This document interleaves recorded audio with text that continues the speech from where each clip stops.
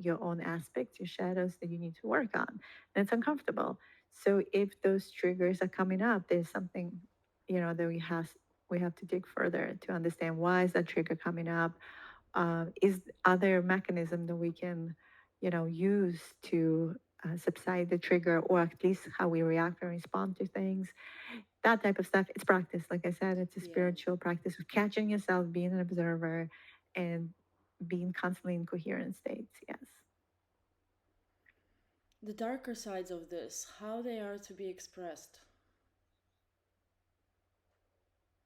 So they What do cannot you mean? be. So, like the darkness when it wants to come out of my field and process it and say, I'm not going to the water and singing and screaming there.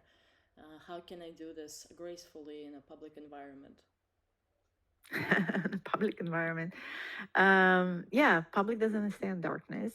So, yeah, you have to find containers that are safe for you as well. And whether, putting a blindfold on in your room and doing some ecstatic dance and moving the energy. I think ultimately it's about moving the energy through you. So remembering you are the divine instrument and you are just the conduit of the energy. So you are as much light as you are dark. So the key here is to integrate. So think of it like a triangle, a pyramid. So you have on one side you have the light, the darkness, and the apex point on top is the integration.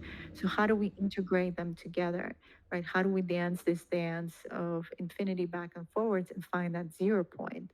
Because both aspects are important. This is the name of the game in this universal construct. Because if you just turn and orient yourself towards the light, that's not going to really do service for you, because then, like you said, you turn away from the darkness. And that has actually happened in Pleiadian system. When they escaped, the Pleiadians escaped from the Lyran wars and made it all the way to Pleiades, because it's a really far system from Lyra. So it took them 2 generations to make it, and they decided not to remember what happened in Lyra, to forget the ancestral, trauma, and just put on the, pink glasses and be light and love, light and love.